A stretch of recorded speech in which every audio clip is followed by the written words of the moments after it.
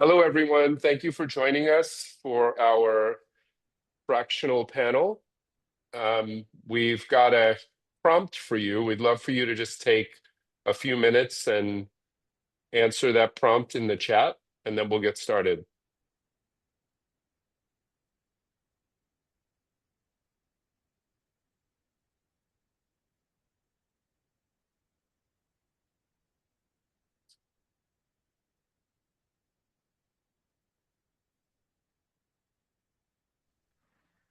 Hey, Glenn, could you please repost that? It looks like I got cut off and I joined.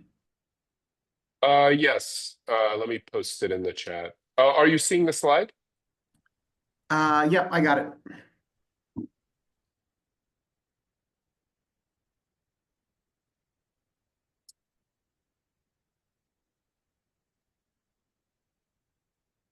I see some familiar faces. Yes, me too. Thank you so much, everyone, for joining, and also so fun to see people from my sidebar group too.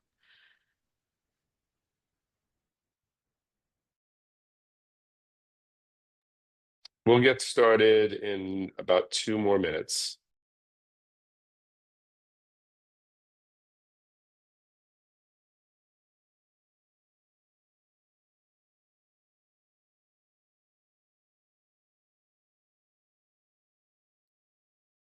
Versatility, I love it. Yeah, these are great. Thanks, everybody. These are really good. Variety is a big one. Yeah. The ability to work on several interesting problems at once, totally. And like optionality, choose which ones you do and which ones you don't. And making an impact resonates, and the flexibility too. Yeah, self-reliant, self-determination. That's a good one. Being able to really connect with how you Hi, can. everyone. If you're just joining us, we have a prompt. You can just go into the chat, and the prompt is, what interests you most about fractional work? And we're just about to get started.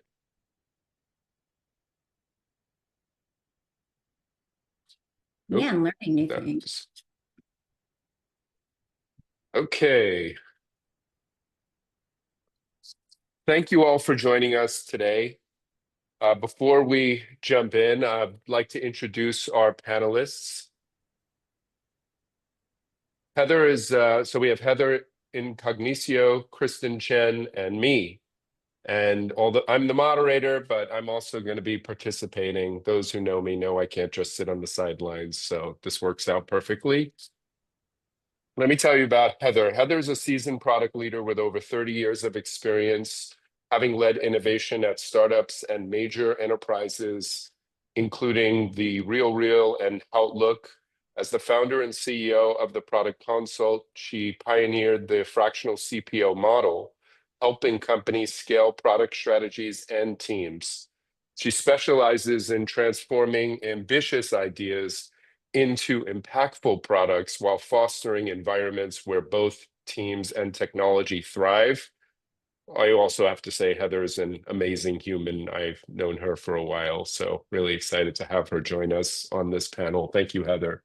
Thank you, Glenn. Oh, by the And way, another amazing human, Kristen. Kristen Chen is a product leader with extensive experience scaling teams at major tech companies like LinkedIn, Twitch, and Pinterest, as well as serving as the CEO of Top.gg and CPO of MetaTheory. She now focuses on advising fractional CPO services and career coaching, particularly for teams building creator and content ecosystems. I can tell you, I know firsthand, she has like a huge backlog of people that want her for her career coaching. So she is an amazing and high demand coach. Kristen also serves on the board of Partners in School Innovation, supporting equitable education in underperforming public schools. And then there's me, Glenn. I'm a tech leader with nearly 30 years of experience, having driven innovation at companies like Microsoft, DocuSign, Auth0, and Splunk. I founded my company ProdSense to help organizations build more inclusive and equitable products inspired by the inequities that I witnessed while I worked in the tech industry. At ProdSense, I help clients with their product equity strategy, and I also provide fractional CPO services. And I'm personally committed to make the tech industry a place where people of all backgrounds and experiences can thrive. I think one of the things that's really going to be interesting about this panel, we all bring different levels of experience that we're going to share with you. And please use the chat. We'll do our best to answer those questions. We've got plenty of time that we're saving for Q&A. And on that, let me start my stopwatch so we can keep track of that time. And then we will get started. Here we go. Stopwatch, start. Okay.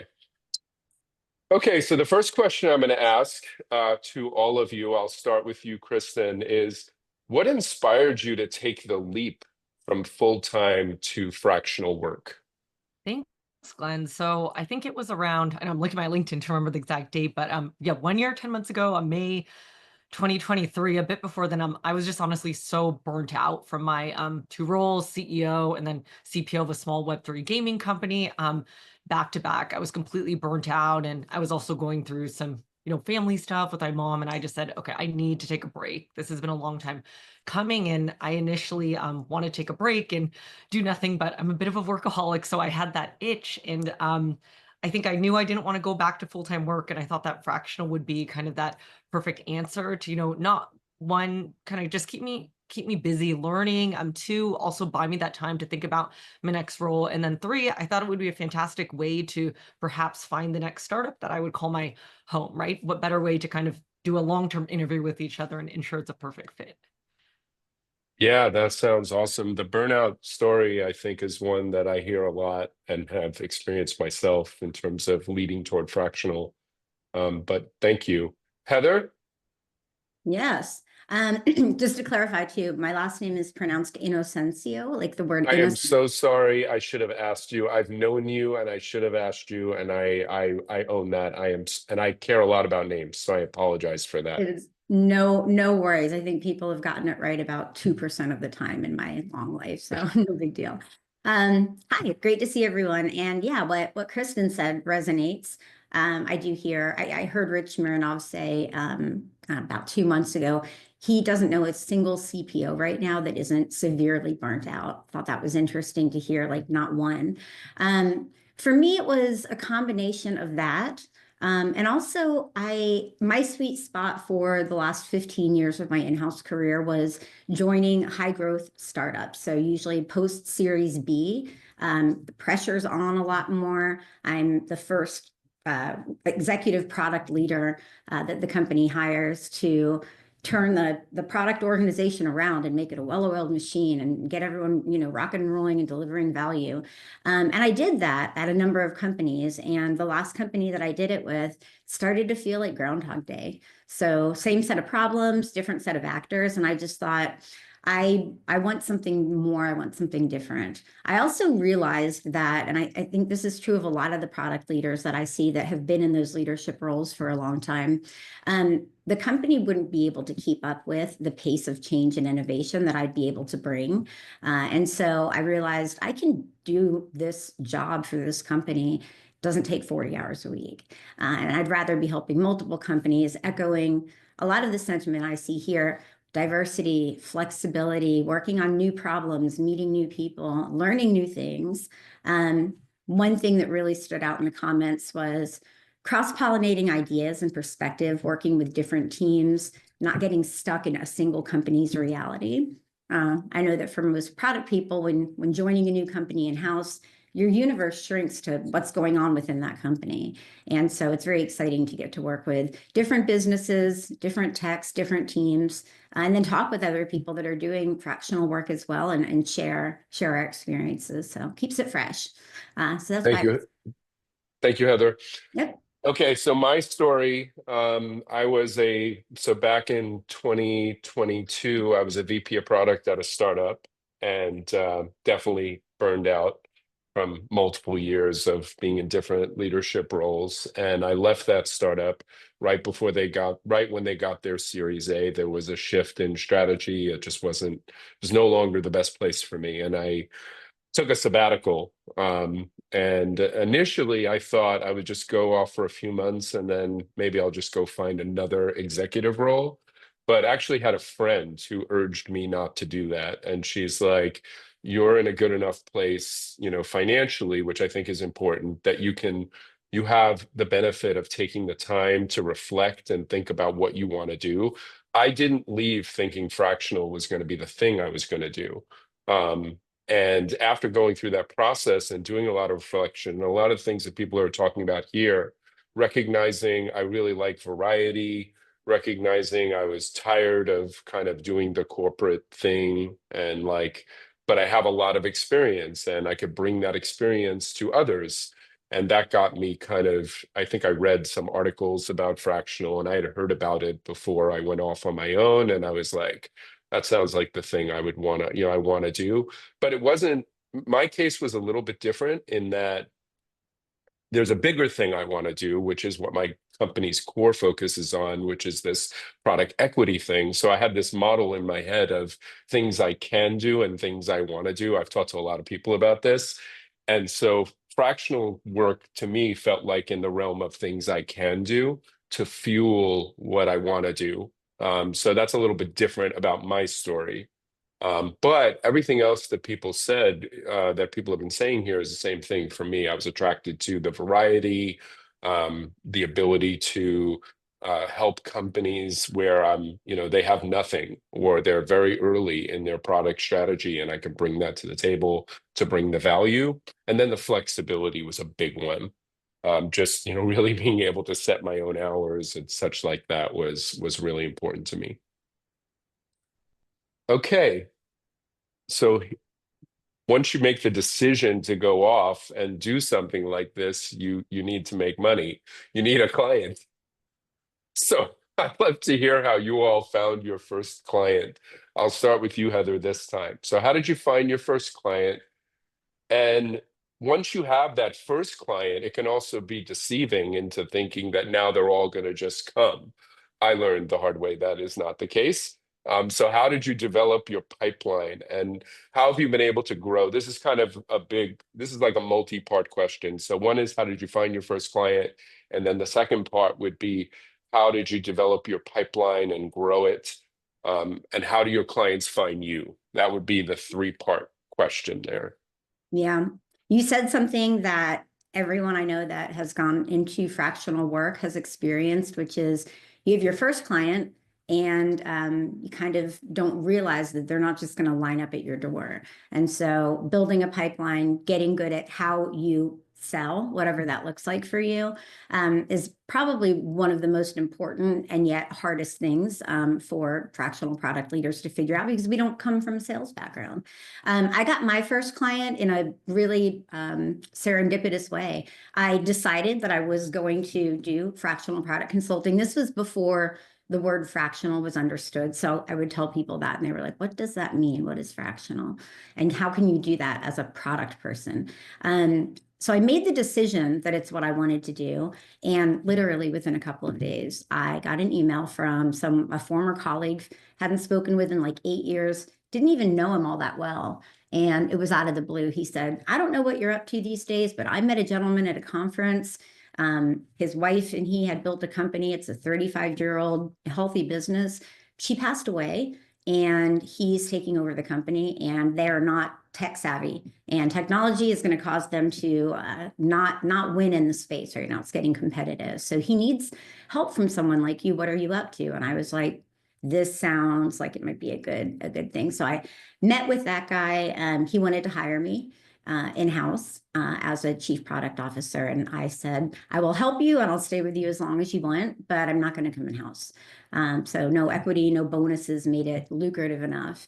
He continued to try to hire me in-house for several months, but I just stayed out of house. And so I was with him for a very long time as his Fractional CPO. That was my first client, and it was a great experience. I learned a lot about not being in-house, but being ahead of product, and all of the additional benefits that brings, both for me and for the company.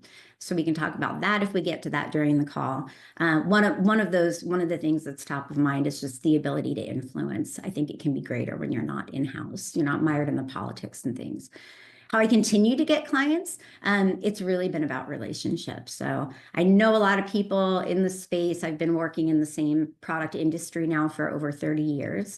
So my network is vast, and it's just a constant, for me, it's all relationship selling. It's keeping in touch with people, being in touch, reaching out, offering value for free, with expecting nothing in return, and trying to have more people may be interested in working with me than I have bandwidth. So the goal for me is always to have, more potential sales, more potential clients than I can take on. And that way I can choose who I want to work with. And also, I now have a team of people that I place with clients. So I spend a lot of time in sales and have learned a lot about it.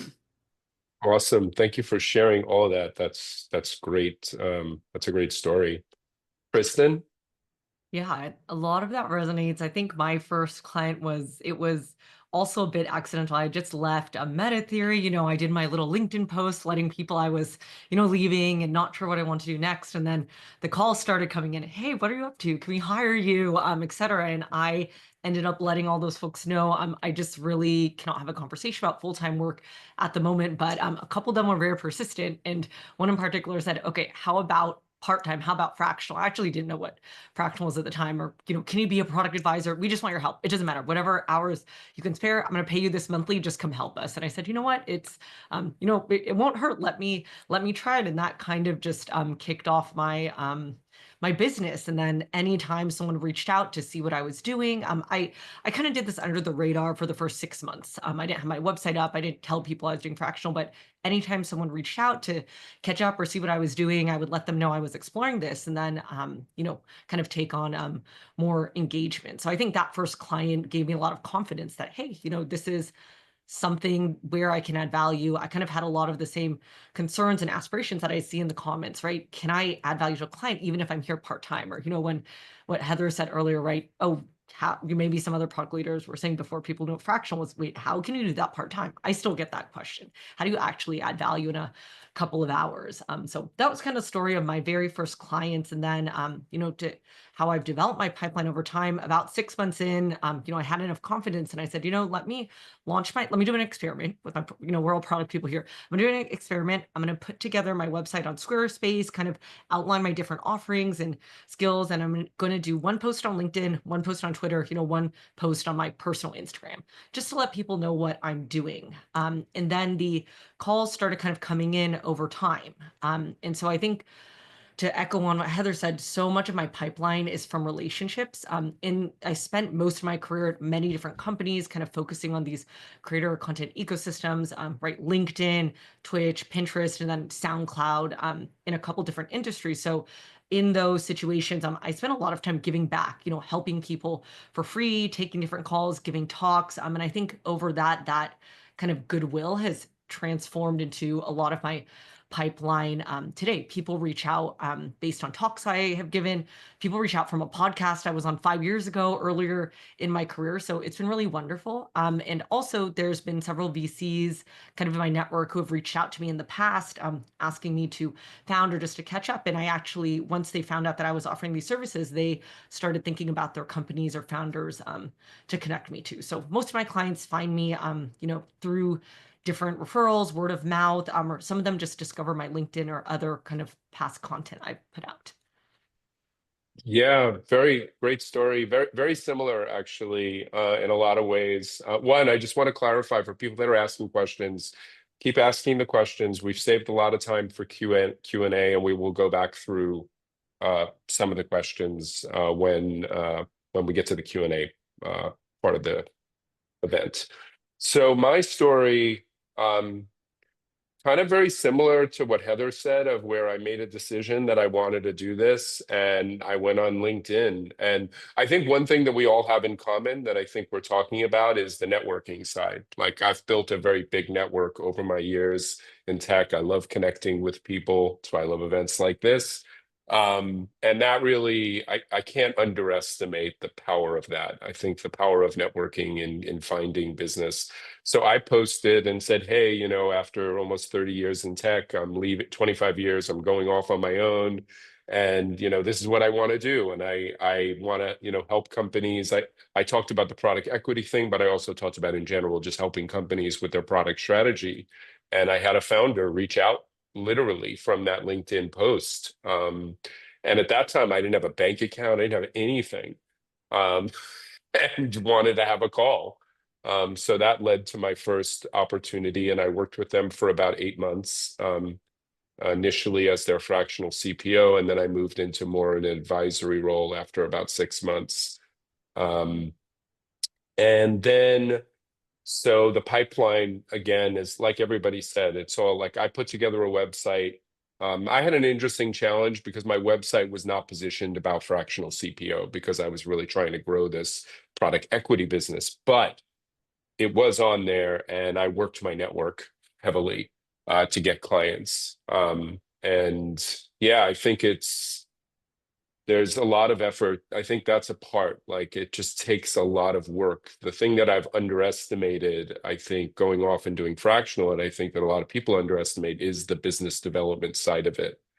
I talk about two categories of things. There's the work that you have to do for the clients, and then there's the work you have to do to create the business so that you have work to do for clients. And that can be non-trivial to get that going. Okay, so the big elephant in the room question that everyone always asks is about pricing. So let's talk about pricing. Kristen, you could go first. Sure. So how do you think about pricing with your clients? Have you evolved your thinking over time? Did you have like one model and it changed to a different model? And yeah, how does that work? How does that work for you with your clients? Yes, and I can share, at the beginning, I did not know what I was doing. I said, I don't even know how to set my prices. What do I do? But my approach was that, I've done advising in the past, and when I was working full time, sure, I'll take some equity. Now, I didn't have an income stream, no more W. I'm on my own. So I let my clients know, I'm at the beginning, unless we have a really established relationship, I only take cash. And I also, fractional work, I kind of follow a lawyer model. So I ideally, after we kind of have a trial, I bill hourly. And then after, we have the established relationship, I'll typically sign an advisor contract. Those will range from 1 to 2 years. And then in that contract, I insist on, I don't think I've ever gone below 75% cash. Most of the time I am getting mostly cash. And then if that relationship goes well, we'll add on equity later. And the way I back out this cost is based on hours. I think about how much I would make in market, whether it's at a startup or a FANG company, and also how much they would need to pay kind of a top of the line CEO with a niche to get more confidence in my pricing. I've chatted with different founders to understand their perspective. And I've also run my pricing by a lot of VCs to say, hey, okay, does this feel fair? Does this feel right? But some great advice I got at the end of the day is, with certain clients, right? So I think when you're getting started out, you're trying to build confidence in your pricing. And I was able to, negotiate, have those good discussions with clients. But sometimes when you're getting that feedback, it doesn't mean your pricing is too high. You might just be out of their budget. And I think that I've heard different feedback of, I primarily work with pre-seed, seed, Series A, kind of these early stage startups, and they are tight on cash. But if they value you, they will find a way to make it work. And my pricing over time, actually, Glenn helped me with this. I think in the beginning, especially when I started with newer clients, I was more nervous about getting that retainer, but Glenn gave me a lot of confidence to push for that retainer model very early. So my pricing changes depending on if a client wants 10 hours a month with me, 15, or sometimes we have this with one of my clients. I have a model of a base of kind of 30 hours a quarter. And if they have more work, they have more spiky work. So I can say yes or no to that. And then they pay me out cash for any other hours beyond that. Awesome. Thanks for your transparency on sharing your model. And yeah, I'm glad the retainer model has worked out for you. I swear by the retainer model. Heather? Yeah, a lot of what Kristen shared and what you said about the retainer model really resonates. When I decided to turn my fractional CPO work into a company, I had an advisor working closely with me, phenomenal gentleman with a ton of experience, and he gave me the same advice. He said, Bill, and I don't actually do hourly, so I don't count hours. It's a little bit of a different model though, because I've got a team, so it's not just me. If it were just me, I think I'd go back to pricing differently. But what we do, everything is a monthly retainer. And so we agree with the client at the start of the engagement how much we're going to be contributing. And we look at it, are we going to be working with you or someone from my team in a full-time capacity, or are we going to be working with you fractionally? And if fractionally, then we talk about the value that we're bringing, what we're going to be working on, and we agree to a monthly retainer amount. I invoice my clients on the first of each month with payment due upon receipt. And so that helped me make sure that I've got the cash flow. When I pay my people, they get paid at the end of the month, and so cash flow works well. Also, what Kristen said, I was advised by that same gentleman not to take equity. This is a guy who's been in finance with startups for 40 years, and so and I've seen it myself just working in-house. Rarely does that equity turn into what you think it could, and by the time it does, if there is a liquidation moment and you're able to get some of that equity turned into cash, when you consider taxes and how long it takes to get that payback And dilution. Yeah, and dilution is a big one. It rarely works out to have been worth it. So I just made the decision at the beginning, we don't take equity at all. It's only cash. Maybe I'll change that over time, but that's where we are right now. What I've found as well, what Kristen said, sometimes what you charge might not be in the client's budget. It doesn't necessarily mean you're charging too much. And you do build confidence in pricing over time. So I know for me and for others I know that do this, what we charge at the beginning will come in lower, and we'll see that that rate goes up over time as we get confident. I think it's also easier to be more confident about pricing when you're talking to a potential new client, and you can share with them examples of work that you've done in this fractional capacity and the outcomes you've created for companies. So that helps too. The other thing I'll say is that the engagement. So if someone wants me or someone from my team for more time in a month, right? They want close to a full-time embedded person for a period of time. Then when I do the math in my head, the cost per hour is going to be a little bit lower. If someone only wants a couple hours a month or, a couple hours a week, then the cost per hour is going to be higher. But I still try to not talk about cost per hour. I talk about the monthly retainer. I would love to get 1 to 2 year commitments and engagements. Right now, we start off with a 90-day minimum, whatever the engagement looks like, 90-day minimum, and then it's month to month after that. And so either party can cancel within a month and get out of the contract. But what we've seen is 100% of the companies I've worked with and people on my team work with, 100% of those companies have extended and often continue to extend, sometimes for a year, 2 years. So, yeah. Awesome. Okay, we're gonna do one more question. I'm gonna answer, and then we'll do one more question, and then we're gonna open up the Q&A. So thank you so much, Heather. So for me, right away, I arrived on the retainer model. I was like, I need predictability. That was the main reason. But there was another reason why the retainer model helps in a bunch of ways. I cannot overemphasize or I cannot underemphasize how important it is. One thing it does is it puts fire under the behinds of the leadership that is bringing you in. Because usually when you do a retainer model, it's use it or lose it, right? So let's say it's 20 hours a month, then that 20 hours, you've got the predictability. You're getting paid that 20 hours no matter what. And because you're getting paid early on at the beginning of the month, it's also like a clock that's ticking that I find is helpful because it pushes leadership to be like, hey, we need to come up with, how we're going to invest the time. Ultimately, So that's where I think the retainer model is great, both for me as a founder who's trying to live and have some sustainable, predictable sort of income, but it also helps in terms of the way it drives leadership. And it sends, a lot of people ask, what's the difference between like fractional work and just consulting?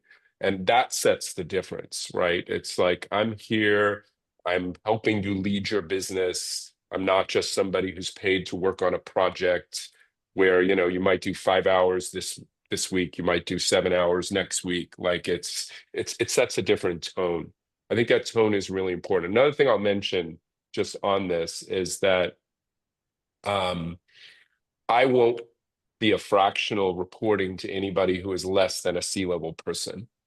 Because if you're not doing that, you're not going to really be set up for success. So that was another thing. And that comes in with the pricing discussions as well. Like if the leadership is not behind the pricing, then it's probably just not the right engagement. My model, I like Erica Jenkins' model, which is, you know, she uses a 3-part model. I might say it wrong, but I use a very similar model, which is advising you, for you, with you, for you. So that has to do with, like, if I'm engaging with a client, how deeply am I going to be engaging with them? Am I just going to be meeting with them a couple of hours a month to kind of like look at their strategy and give them some pointers on where they need to go? Or am I more deeply invested kind of with the teams and actually driving the work? So that's the different models, and the models will translate to how many hours the retainer is for. I don't share the hours I've worked, but I do a true up. So it's like, hey, you've paid me for this, that money's gone, right? But if they go over, I will let them know and we'll do a true up to make sure that I'm actually going to get paid. But I try not to get them to think about the hours. I don't want the relationship to be hour based, and it is building a relationship. So yeah, those are my things.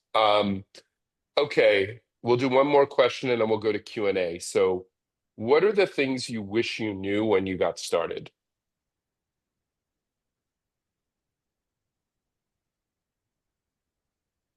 Whoever wants to answer first. I can share. I think of it as Tetrising. And so this is one of the harder parts about being a solopreneur and being in business for yourself, doing fractional work. I'm working with the client, things are going well. We think this engagement is going to run for 6 months, and around month 5, I'm, considering now I'm also, while working with that client, I'm beginning to try to line up my next client, which means I'm working, but I'm also doing selling. So by the way, you're also doing invoicing and contracting, and there's a lot of other work. You become a small business owner of a whole business when you're doing fractional work. When I'm working with the client, I'm considering when I think it's going to end, trying to line the next client up to start right then. And every time the client I'm working with wants to extend. And so now I've been talking with another company. I can kick off with you in July. And now this company wants me for a little bit longer. And so figuring out how to make that work so that I don't have large gaps in between work. Sometimes I've seen it helpful to have more than one client at a time. That way, if one does end unexpectedly or on time, I've got someone else to stay busy with. So learning about that was something that I wish I would have understood a little bit earlier, how to be more systematic about it. The other thing I wish I would have known was I didn't realize how much I would have to become a salesperson, right? And for me, like I said, my selling is relationship selling. We don't send out cold emails. We don't do marketing. It's all about keeping in touch with people, letting them know what I do. Like what Kristen said, letting people know, hey, this is what I'm doing. And if they have a need, they will remember to call me, but not if I haven't been in touch in a while. So I'm constantly keeping in touch with the people that I know. And also asking people that know you or people that I've worked with. I wish I would have known to ask them for referrals to other people. It's a great way to get additional clients. And that whole notion of, if I've worked with someone and I've given them a lot of value, I know they're really happy, ask them, hey, do you know anyone else that you think would benefit by working with me that I could help? So I do that now, but that would have been great to do from the beginning. Awesome. This is great stuff. Kristen? Yeah, I can jump in. I think when you were saying Tetris, I was also thinking context switching, right? I think that, Tetris, context switching, that was a lesson I learned the hard way. I think at one point I had kind of engaged with 5 clients and I realized this was not sustainable. And I was working 24/7. And so I quickly learned that I prefer kind of deeper, like these longer 1 to 2 advisory contracts with 2 clients deeply. And then if I take on any more clients, I'll just say, hey, I can coach you, right? It's not gonna, I won't take on kind of more fractional. And so I think setting boundaries with clients too, so many clients are asking for more to add on. And for me, I had done this to have that versatility, flexibility, avoid burnout, but it gets exciting. You don't want to say no. And so I think just being really intentional about which clients you take, the boundaries you set, and the value you bring can help a lot. And I think also on the referral and testimonial side, one thing that really helped me, and I've tried to be better about it, is just getting those testimonials from my clients and putting them on my website so that I have these case studies or examples for new clients, and I can just say, take a look at my testimonials. That'll give you a great idea of what I do, and then continuing to let people know that hey, this is what I do, this is how it's evolved over time, and if you know of any founders who might be a good match, I'd love to just have a coffee chat. So I think just realizing the power of referrals is so important, and it's also important to keep cultivating that. Yeah, so thank you. The referrals one is a big learning for me. And one of the big learnings for me was get those referrals while you're working with the client. Because once you're no longer, like once that contract ends, I've literally had people that promised me they were going to give me referrals and they went dark after and I've followed up and didn't get the referral that I thought I was going to get. So my learning there was to once you're in the middle of it and when you think, when things are going well, that's a good time to kind of nail down that referral. But I also wasn't top of mind for me. So that was definitely a takeaway, and hearing like your story and others about the power of referrals. The other one, I think for me, yeah, the BD side, just not, the business dev side was just not something I think going back to what Heather said, like the idea like, oh, you get one and then others are going to just start to flow. That happens for some people, but not everyone. And if it doesn't, you need to work to make it happen. And that work, I don't love doing that work. So that's been a challenge.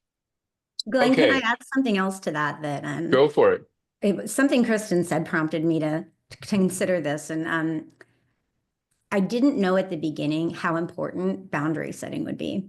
So context switching is nuts when I found for me, I didn't enjoy having more than 2 clients at a time. If I added in Yeah, a third one, if I'm thinking about my client when I'm not actually on the clock billing or working with them, I'm still ideating and problem solving. To do that for 2 different companies at the same time, especially when you're contributing at this high leadership level, it's a lot of brain power. Adding in a third client was just too much for me.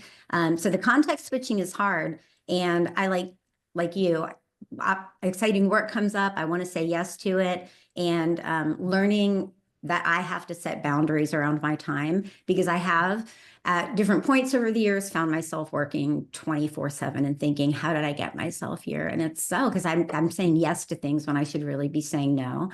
Hard to say no when you are yep. solely responsible for generating your income and something sounds cool and exciting and you can help. But boundary setting has been really important just to maintain balance. It's critical. And one of the things that Erica does, and I know some other people that do this that I found really helpful. So like you, I like to have no more than like 2 clients. I start off with 1 just to learn the ropes. I recommend for anybody who does go do this, start with 1, because you can, you're tweaking and learning what's working, what's not working, and then you can, before you start to grow. But one of the things I found that I didn't do that I wish I had done was set specific days for specific clients. Just, like Erica has a great model that she does where she's like, I do 2 days for one client, 2 days for the other, Fridays for me. And that just now like seems like a great model, because you just know they've got these 2 days to have you. And then after that, you're doing other things and then also creating that space, which is part of the flexibility where like Friday's my day. So I thought that was a really interesting model that Erica shared on our other panel that we did. Okay, I'm now going to move us into Q&A. And Marie had asked the question early on is, can you give an example of a specific project where you added value in a startup product, on their product and where you were working part-time?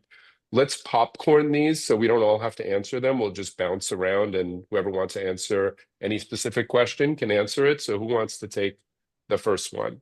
A specific project and an example. I can go. I was introduced through someone in my network to a founder of a company that had just raised a Series B. I was going to be a CPO type advisor to this founder because he didn't have a product background. And after being in touch for 2 months, he said, can you just take over? Can you just run product for me?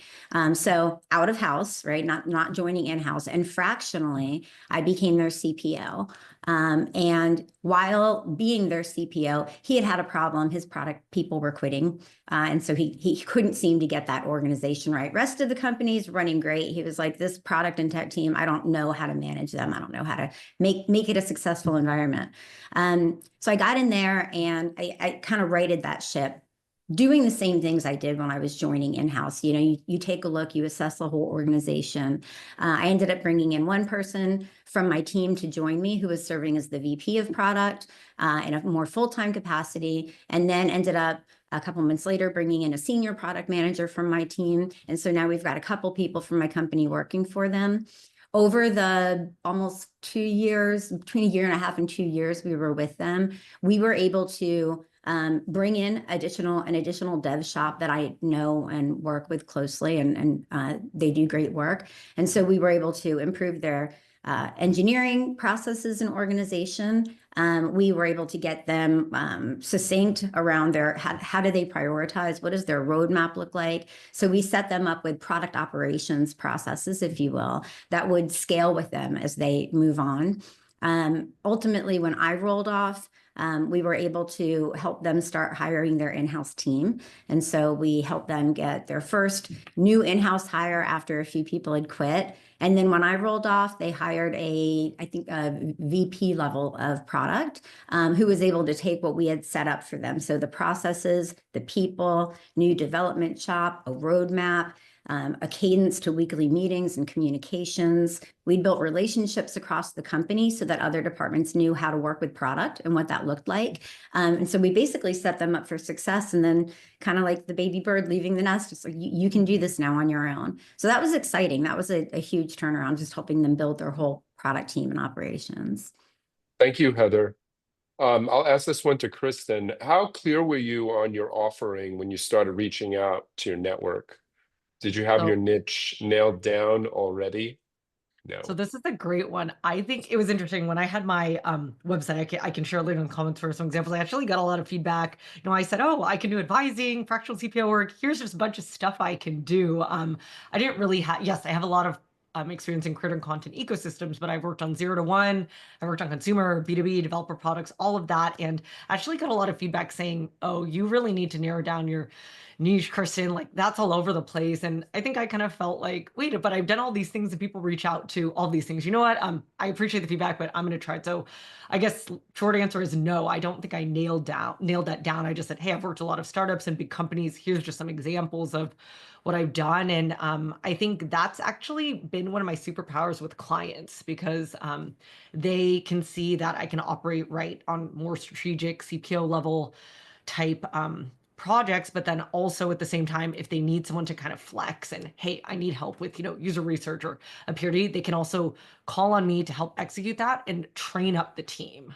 So I would say, No, I did not. And I think I've had a couple conversations with sidebar folks too, where I've said, at the end of the day, you kind of know what you're good at and you don't feel like you have to fit into a box, especially if people are asking you for help with those things. So I'm not sure if that answers the question, but that's kind of my take on Well, it. I love the don't feel you have to fit into a box, but I think there is, yeah. I think for me also, I definitely didn't know exactly, but I kind of knew.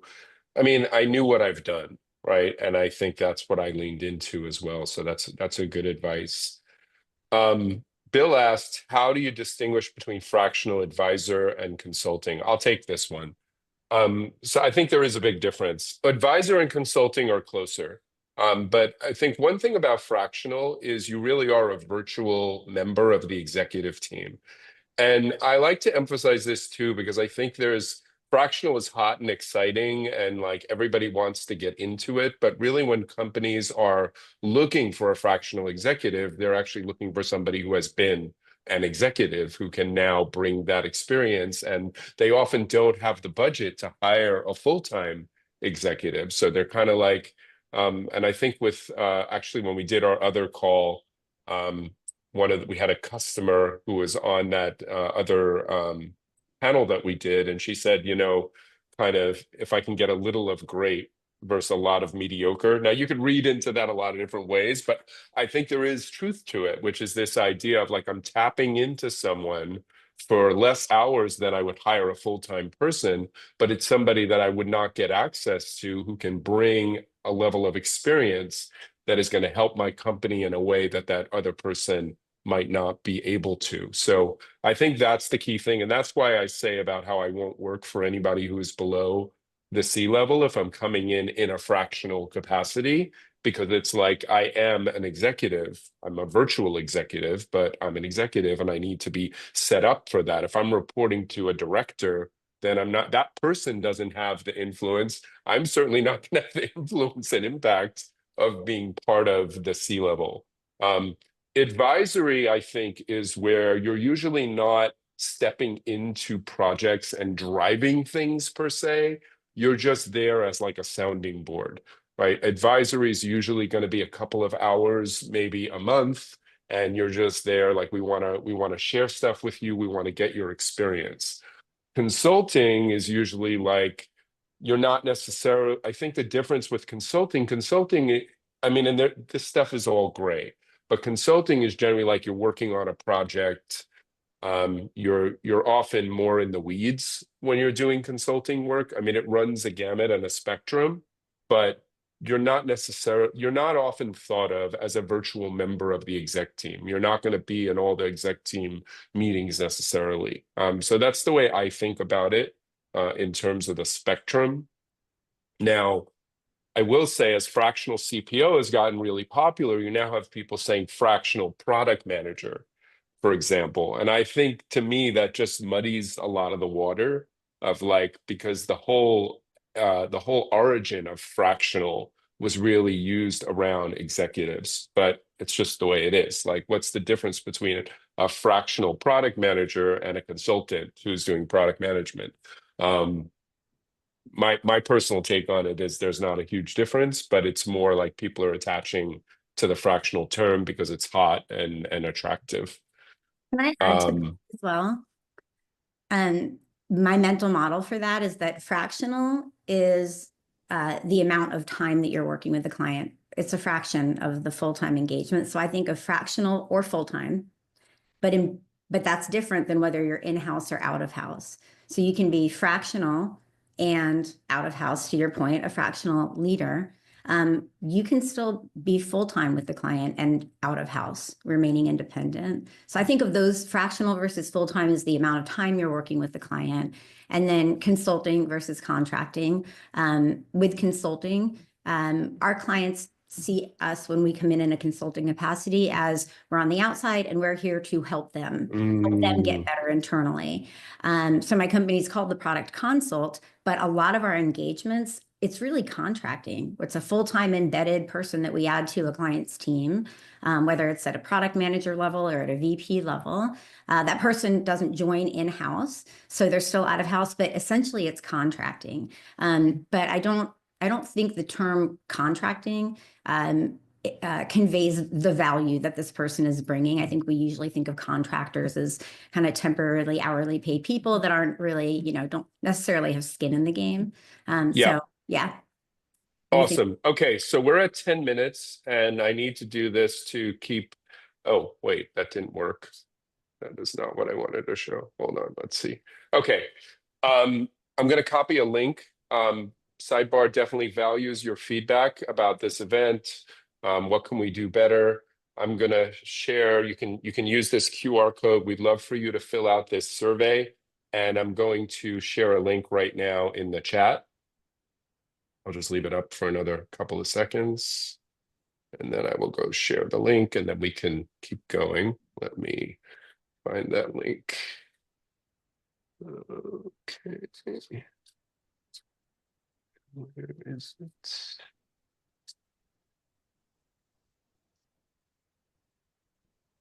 I don't see where I put the link. Hold on a second here. Oh, there it is. Okay. Okay.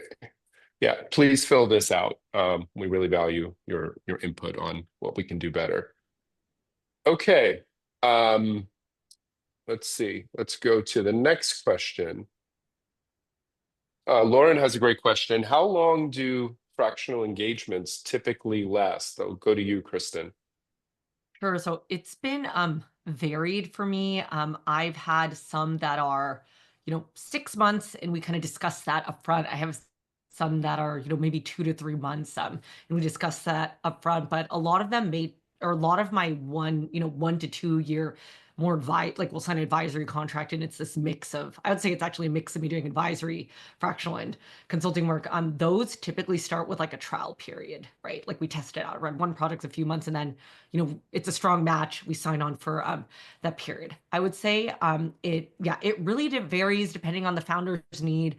A lot of times, my 2 current clients have expressed that they love me to join, in the future when it makes sense as a full-time CPO, if that's something I'm thinking about, which is really wonderful and reassuring. With some other clients, sometimes the founders, they really want to build their product muscle. They may or may not hire a CPO. And I actually sometimes recommend, hey, I don't really think you need a CPO. You may just need a product manager because they're kind of owning that function. So I guess TLDR just really depends on the founder, strengths of kind of their executive team. And it's something we just talk about upfront, depending on my availability and me setting boundaries too. And this is something that I want to say earlier that I had to learn, and some folks who are in my group, I know this. I think it was hard for me to say no because I didn't want to disappoint the clients, or I was just building up my business. But I realized, not now is an even better answer. It doesn't have to be a hard no. It could just be not now, and we can revisit in the future.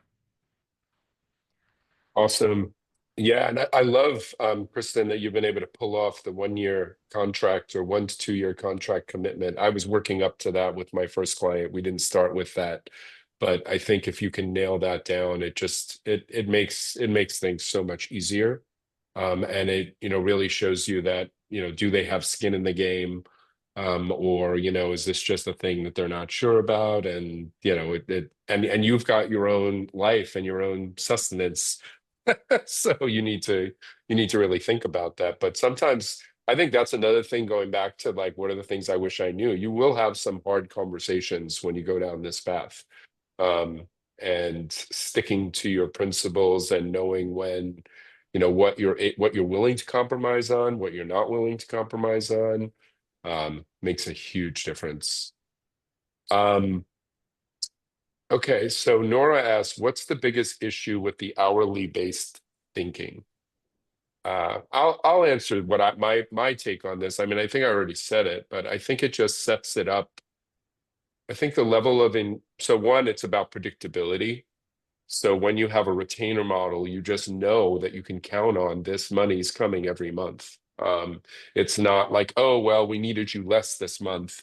So, and the other thing I mentioned about the fire, which is like, hey, it's use it or lose it. Like, you've paid me for 20 hours.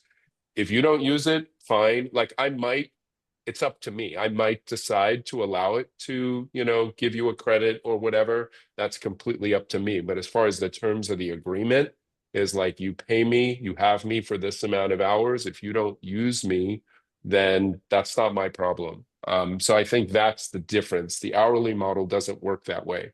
The hourly model, the hourly model generally is where you're paid after you've completed, because it's based on the number of hours that you've done. So you don't have the same level of predictability, but I think you also don't set up the same relationship with the customer. Like, it's okay if they need you 10 hours this month and they need you 40 hours next month. I want predictability. That's really where I think the problem with the hourly model is, that you lose that predictability. Let's see. Hopefully that answers the question. Ida asked a really good question. Do you use a survey that you give to your customers in order to track client satisfaction and get critical feedback? I have not, but I should have. But love to hear what you both. Yeah, I can jump in. I don't I have a pretty close relationship with the founders and the team, but it's more of me just kind of setting a reminder to ask them, quarterly or annually, like, hey, can we just have a check-in? Let's talk about, what's going well, what's not going well. Like, is there anything I can improve on, or, what can we do to get more value of the relationship? Or with some clients, I've noticed, right, the business may have changed and actually they might not need me for that many hours. So I kind of just have that check-in to go from there. I don't know if I would use a survey just because of the nature of my work right now. It's so close to them. I think if I maybe, had a bigger team or was scaling a bit more, that might make sense. But I'm kind of focusing on these smaller, deeper engagements. So we kind of just sit down, have a conversation, and keep track of that feedback through our note takers. That's a great point, and that's probably why I haven't done it either, is because I'm like talking to the C-level regularly, like in a fractional role. And it's often, I think, part of showing up is they expect that there's somebody who, one, can have hard conversations. But like, that was a realization I had, which is like, when you're a fractional, if you're not having those difficult conversations with the leadership, you're not actually delivering the value. Like, you need to be able to have the conversations that almost nobody else in the company is willing to have, because that's why you're there. You're there to help them with the hard problems, and that it means having the hard conversations. But I think you're right. I think the survey, though, is an interesting angle to get, maybe other people in the company's perspective. But from the like C-level, like, if you need a survey to know how things are going, then probably something is wrong, because you're operating at that level. Heather, your thoughts on that? Same experience that you both described. I'm so close to the clients that I'm constantly getting a sense of how happy they are with the engagement. And so when fractional and solopreneur, when I was doing it myself, wouldn't need a survey, I do, regularly ask, how do you feel about how things are going? Sometimes I'll even make that a separate conversation than just part of our regular working conversation, so that just to create a safer space for us to really go deep on uncovering if there are things that they'd like to see different that aren't happening today. As I grew my team, though, of people that are doing product management, consulting, contracting out with companies, I do have like a template that helps me make sure it's kind of like a checklist of the different areas I want to get the client's feedback on, because I'm getting that feedback on someone else. And so I will walk the client through a series of different aspects of our engagement, engage how they're feeling about how we're delivering on, customer discovery and prioritizing and integrating across the teams and whatnot. So that helps me. Thank you, Heather. Yep. Okay, so we are at the end. Let's see here. It's not sure. Oh, there we go. So we want to thank you for all the great questions. We know we didn't get to all of them. We hope this has been really helpful in figuring out your own journeys on if you decide to go down this path. And it's definitely not for everyone, and it's okay also to not do it. I've talked to multiple people who, like, when they've heard what's involved, and I'll be vulnerable here and say my path has not been as clean as Heather and Kristen's, for a number of reasons, but I certainly have had my successes along the way. But yeah, it's okay to not do it. It also can be a great experience, But the other thing I'll say is that the market is changing. Like everybody wants to do fractional now, which is also posing some interesting challenges. But we hope it's been helpful. We thank you for joining us for this call and for all the great questions. And we wish you the best on your fractional journeys. And please fill out the survey. Thank you very much. Thank you, Glenn. Yeah, thank you. Kristen. Thank you, Glenn, for moderating. Thank Oh, you. of course. Yes. Thank you, Heather and Kristen. Of course. Thank you for participating and sharing your great insights.